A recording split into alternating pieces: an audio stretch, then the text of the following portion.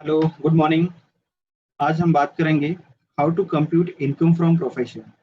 So let me share my screen.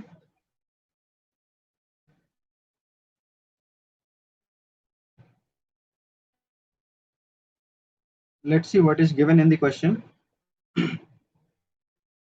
Mr. Ram is a practicing chartered accountant in Mumbai. For the year ended 31st March 22, his receipts and payments were as under. So here receipts is given. Receipts means income side. Fee received from clients, ये taxable income है. So I'm writing here T. T means taxable.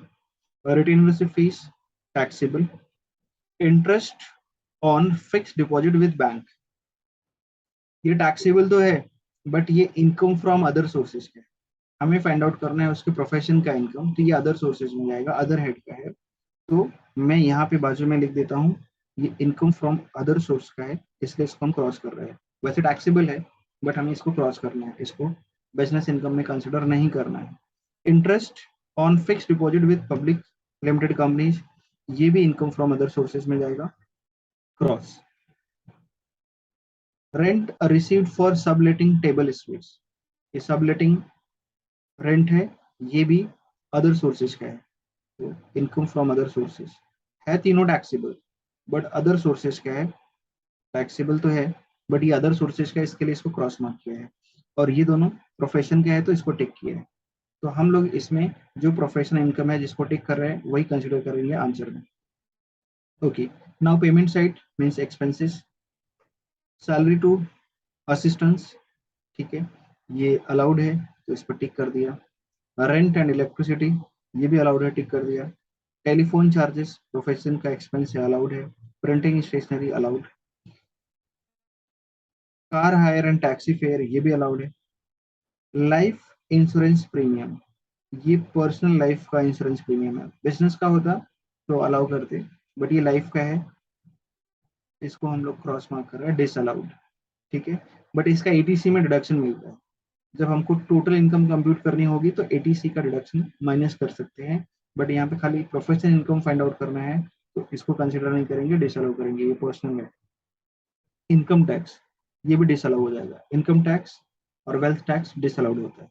Indirect tax का GST होगा, service tax, excise duty, वो सब allow होता है। Direct tax disallow होता है, इनडायरेक्ट टैक्स अलाउ होता है।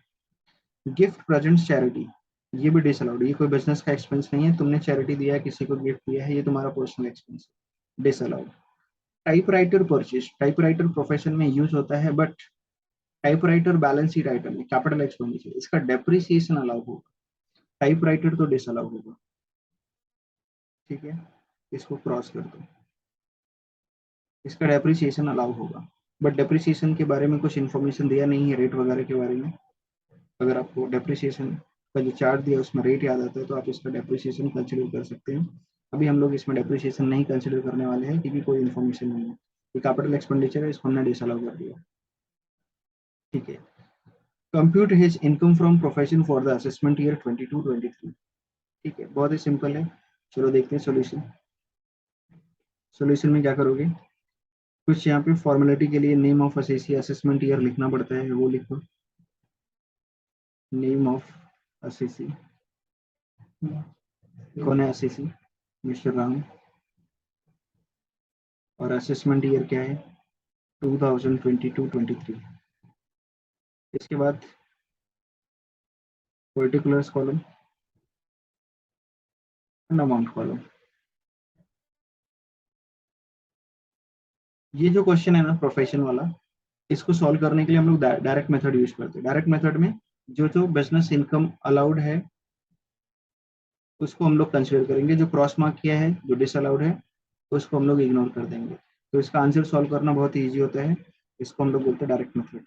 डायरेक्ट मेथड, सिंपल काम करो, जो भी प्रोफेशनल इनकम है, प्रोफेशनल इनकम वो कंसिडर कर लो, इसमें से जो प्रोफेशनल एक्सपेंस है वो माइनस कर दो, तो तुम्हारा टैक्सेबल इनकम फ्रॉम प्रोफेशन आ जाएगा, ये आंसर आ जाएगा। और इसके लिए इस मेथड को हम लोग क्या बोलते हैं, टिक टिक टिक मेथड। जो भी इनकम अलाउड है जिसपे हमने टिक टिक किया है, टिक टिक टिक मार्क किया है, उसको टिक टिक वाले को कॉपी कर लो, और जो एक्सपेंस हमने अलाउ कर रखा है उसको, तो ये टिक टिक मेथड है, बहुत ही सिंपल मेथड होता है। आराम से इसका आंसर आ जाएगा। देखो आंसर लिखना शुरू करते हैं। फीस फ्रॉम क्लाइंट, टिक लगाया ना, इसको कंसीडर कर लो। फीस फ्रॉम क्लाइंट, कितनी फीस रिसीव हुई है? 50,000। फिर इसके बाद रिटेनर से फीस है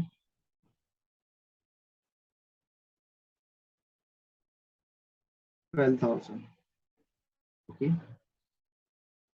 बाकी ये तीन इनकम तो अदर सोर्सेज की, उसको यहाँ पे कंसीडर नहीं करना, सिर्फ टिक टिक वाला कंसीडर करना है। तो टोटल इनकम आ गई 62,000। अब इसमें से लेस, क्या लेस करोगे?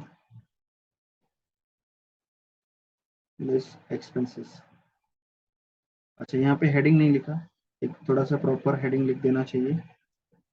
अभी चेंज करते हैं।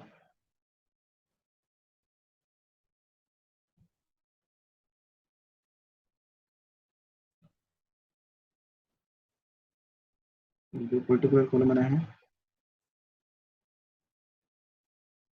यहाँ पे हेडिंग दे दो प्रोफेशनल इनकम। प्रोफेशनल इनकम, ये दो इनकम थी प्रोफेशनल, उसको कंसिडर किया। Less professional expense. जो जो एक्सपेंस पर टिक लगाया है वो यहाँ पे कॉपी कर लेना है, simple. Salary 6,000, then rent and electricity, इसका अमाउंट है 9,600। नेक्स्ट टेलीफोन चार्जेस, इसका अमाउंट है 3,600। नेक्स्ट प्रिंटिंग स्टेशनरी, इसका अमाउंट है 1,200। Printing and stationery, then car and taxi fair,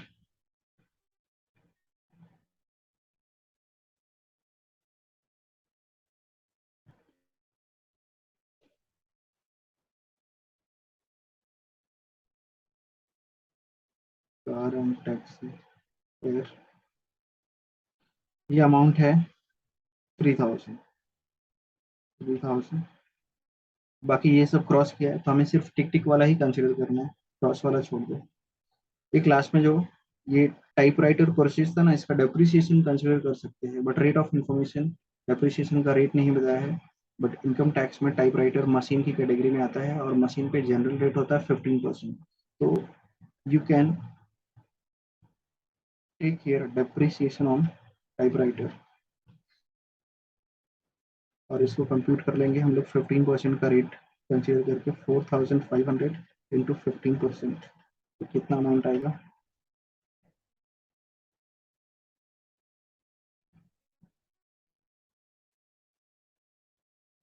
use calculator.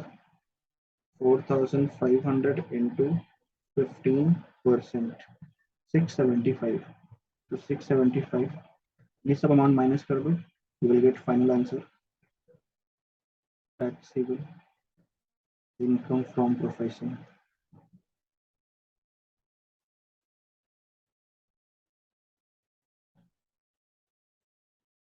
From profession. So total income was 62,000, इसमें से ये सारे फिगर्स लेस करने हैं।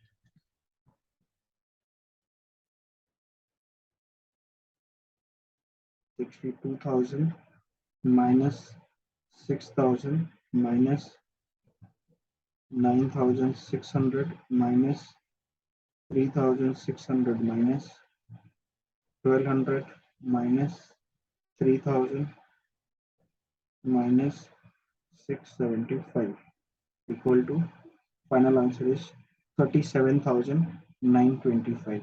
37,925 टोटलिंग एक बार चेक कर लेना। So this is how you will compute income from profession. ये किसी चार्टर्ड अकाउंटेंट का है, ऐसे किसी डॉक्टर का इंफॉर्मेशन दे सकता है, लॉयर का दे सकता है, जो भी प्रोफेशनल है उनका रिसीट पेमेंट। यहाँ पे रिसीट पेमेंट ऐसे स्टेटमेंट के फॉर्म में दिया, ये रिसीट पेमेंट अकाउंट भी दे सकता है। रिसीट पेमेंट का ओपनिंग और क्लोजिंग बैलेंस इनकम एक्सपेंस नहीं होता है, डोंट कंसिडर। जो receipt actual during the period हुआ है उसमें से कंसिडर करो कौन सा प्रोफेशनल इनकम है, टिक मार्क करो।